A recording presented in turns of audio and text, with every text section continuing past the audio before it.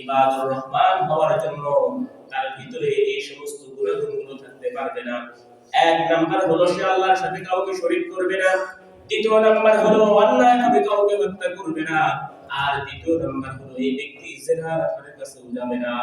কারণ জিনা হলো অত্যন্ত খারাপ কাজ এবং শিরক হলো এমন একটা বিষয় যে বিষয়ে আল্লাহ রাব্বুল আলামিন বলেন ইন্নাশ শিরকা লাযুলমুন আযীম। শিরক হলো সবচেয়ে বড় জুলুম।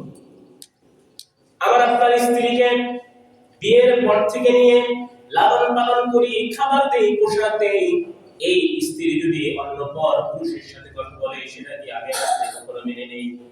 গায়রতমান, বিবেক বুদ্ধি সম্পন্ন, আত্মমর্যাদাবান কোন পুরুষ মেনে নিতে পারে না তার স্ত্রী অন্য কোন পুরুষের সাথে কথা বলো। এটা কোনো বোধ বৃদ্ধি সম্পন্ন মানুষ মেনে নিতে পারে না। অথচ আমার আপনার স্ত্রীকে কতটুকু খাওয়াই, কতটুকু লালন পালন করি, আর সেদিক থেকে আল্লাহ রাব্বুল আলামিন আমাকে আপনাকে যখন আমরা অস্তিত্বের মধ্যে ছিলাম না তখন থেকে আল্লাহ মায়ের মাতৃ গর্ভের ভিতরে আমাকে আপনাকে লালন পালন করেছে, দুনিয়ার জগতে ছোট থেকে বড় বানিয়েছে, মৃত্যুর আগ পর্যন্ত আল্লাহ লালন পালন করেছে। এই আল্লাহর সাথে যদি অন্য কাউকে শরীক করা হয়, সাব্যস্ত করা হয়, আল্লাহ রাব্বুল আলামিন সেটা কিভাবে মেনে নিতে পারে? এই জন্য এই জিনিসটা মানা সম্ভব না। আল্লাহ রাব্বুল আলামিনের শাস্তির ব্যাপারে বলেন পরবর্তী আয়াতে ইদাফ লাহুল আযাবু ইয়াওমাল কিয়ামাতি ওয়া ইয়াখলুদু ফীহি মুহানা।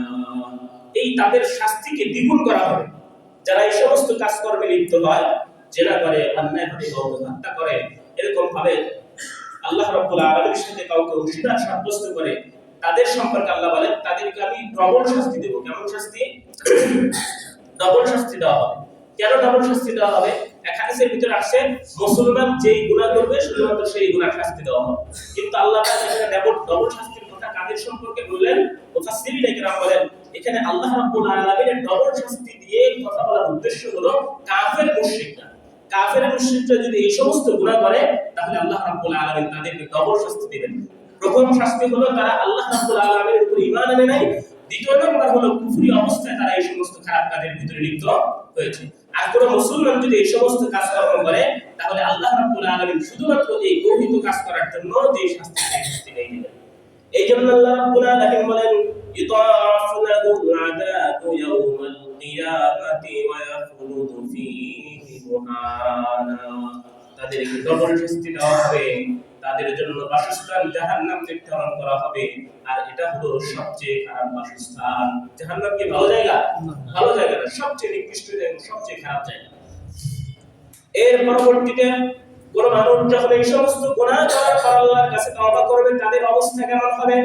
আল্লাহ রাব্বুল আলামিন পরবর্তী আয়াতে জানিয়ে দিচ্ছেন ইল্লা মান তাবা ওয়া আমানা ওয়া আমিলা আমালান সালিহান ফাউলাইকা ইউবাদদিলুল্লাহু সাইয়্যাতিহিম হাসানাত। কিন্তু কোন ব্যক্তি যদি এই সমস্ত গুনাহ করার পর আল্লাহ রাব্বুল আলামিনের উপর ঈমান আনে এবং আল্লাহ রাব্বুল আলামিনের উপর ঈমান আনার পরে নেক আমল করে, ভালো কাজ করে, সৎ কাজ করে, অন্যায় কাজগুলোকে ছেড়ে দেয়, আল্লাহ রাব্বুল আলামিন বলেন ফাউলাইকা ইউবাদদিলুল্লাহু সাইয়্যাতিহিম হাসানাত। আমি আল্লাহ রাব্বুল আলামিন তাদের জীবনের সমস্ত গুনাহগুলো maaf করে দেব। শুধু তাই নয়, ইউবাদদিলুল্লাহু সাইয়্যাতিহিম হাসানাত। আমি রব্বুল আলামিন তাদের জীবনের যত খারাপ কাজগুলো ছিল, যত গুনার কাজ ছিল, সমস্ত গুনার কাজগুলোকে নেকি তারা পরিবর্তন করে দেব। জোরে বলেন সুবহানাল্লাহ। গুনার কাজগুলোকে নেকি তারা পরিবর্তন করে